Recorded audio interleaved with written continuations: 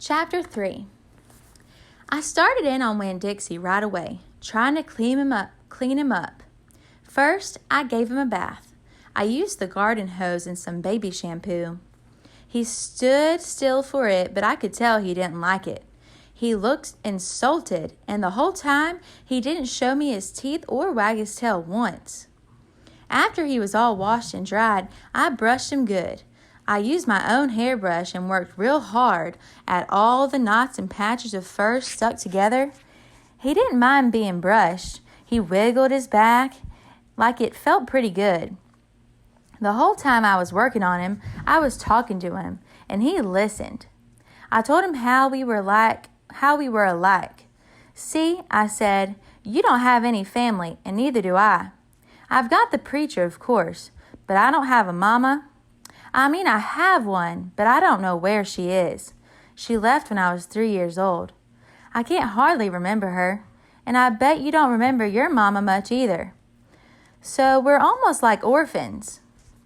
Winn-Dixie looked straight at me when I said that to him, like he was feeling relieved to finally have somebody understand his situation. I nodded my head at him and went on talking. I don't even have any friends because I had to leave them all behind when we moved here from Whatley. Whatley's up in North Florida. Have you ever been to North Florida? Winn-Dixie looked down at the ground like he was trying to remember if he had. You know what? I said. Ever since we moved here, I've been thinking about my mama extra hard, more than I ever did when I was in Whatley. Winn-Dixie twitched his ears and raised his eyebrows. I think the preacher thinks about my mama all the time, too. He's still in love with her. I know that because I heard the ladies at the church in Whatley talking about him. They said he's still hoping she'll come back, but he doesn't tell me that. He won't talk to me about her at all. I want to know more about her, but I'm afraid to ask the preacher. I'm afraid he'll get mad at me. Winn-Dixie looked at me hard, like he was trying to say something. What? I said. He stared at me. You think I should make the preacher tell me about her? Winn-Dixie looked at me so hard he sneezed. I'll think about it, I said. When I was done working on him, Winn-Dixie looked a whole lot better. He still had his bald spots, but the fur that he did have cleaned up nice. It was all shiny and soft. You could still see his ribs, but I intended to feed him good, and that would take care of that. I couldn't do anything about his crooked yellow teeth because he got into sneezing fits every time I tried to brush them with my toothbrush, and I finally had to give up. But for the most part, he looked a whole lot better, and so I took him into the trailer and showed him to the preacher. Daddy, I said. He said. He was working on a sermon kind of muttering to himself. Daddy, I wanted to show you the new Winn-Dixie. The preacher put down his pencil and rubbed his nose and finally looked up. Well, he said, smiling real big at Winn-Dixie. Well now, don't you look handsome? Winn-Dixie smiled back at the preacher. He went over and put his head in the preacher's lap. He smells real nice too, said the preacher. He rubbed Winn-Dixie's head and looked into his eyes. Daddy, I said real quick before I lost my nerve. I've been talking to Winn-Dixie. Is that right? The preacher said. He scratched Winn-Dixie's head. I've been talking to him and he agreed with me that since I'm 10 years old, you should tell me 10 things about my mama. Just 10 things, that's all. The preacher stopped rubbing Winn-Dixie's head and held real still. I could see him thinking about pulling his head back into his turtle shell. 1 thing for every year I've been alive, I told him. Please? Winn-Dixie looked up at the preacher and kind of gave him a nudge with his nose. The preacher sighed. He said to Winn-Dixie, I should have guessed you were going to start asking soon. Then he looked at me. Come on, Opal, he said. Sit down and I'll tell you 10 things about your mama. Chapter 4. 1, said the preacher. We were sitting on the couch and Winn-Dixie was sitting between us.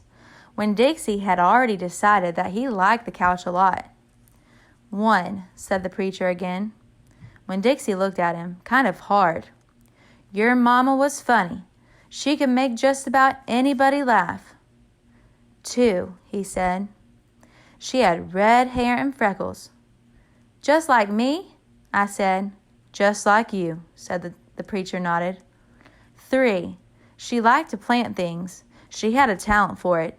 She could stick a tire in the ground and it'd grow a car. Winn-Dixie started chewing on his paw, and I tapped him on the head to make him stop. 4, said the preacher. She could run real fast. If you weren't racing her, you could never let her get a head start because she would beat you for sure. I'm that way too, I said. Back home in Watley, I raced Liam Fullerton and beat him, and he said it wasn't fair because boys and girls shouldn't race each other to begin with. I told him he was just a sore loser. The preacher nodded. He was quiet for a minute.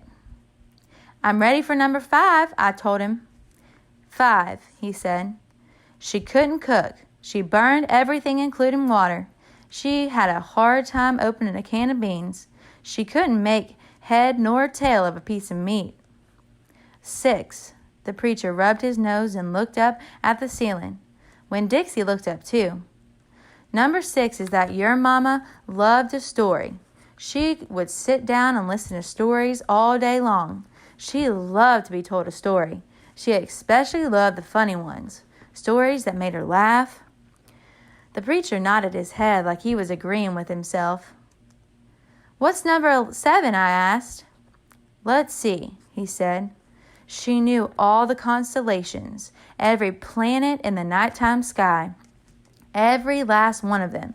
She could name them all and point them out, and she never got tired of looking up at them. Number 8, said the preacher, with his eyes closed, was that she hated being a preacher's wife. She said she just couldn't stand having the ladies at church judge what she was wearing and what she was cooking and how she was singing. She said it made her feel like a bug under a microscope.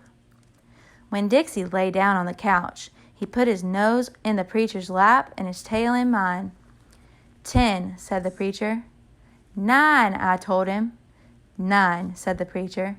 She drank. She drank beer and whiskey and wine. Sometimes she couldn't stop drinking, and that made me and your ma fight quite a bit. Number 10, he said with a long sigh. Number 10 is that your mama loved you. She loved you very much. But she left me, I told him. She left us, said the preacher softly. I could see him pulling into his stupid turtle shell. She packed her bags and left us, and she didn't leave one thing behind. Okay, I said. I got up off the couch when Dixie hopped off too. Thank you for telling me, I said. I went right back into my room and wrote down all 10 things that the preacher had told me. I wrote them down just the way he said them to me, so that I wouldn't forget them, and then I read them out loud to Winn-Dixie until I had them memorized. I wanted to know those 10 things inside and out. That way, if Mama ever came back, I could recognize her, and I would be able to grab her and hold on to her tight and not let her get away from me again.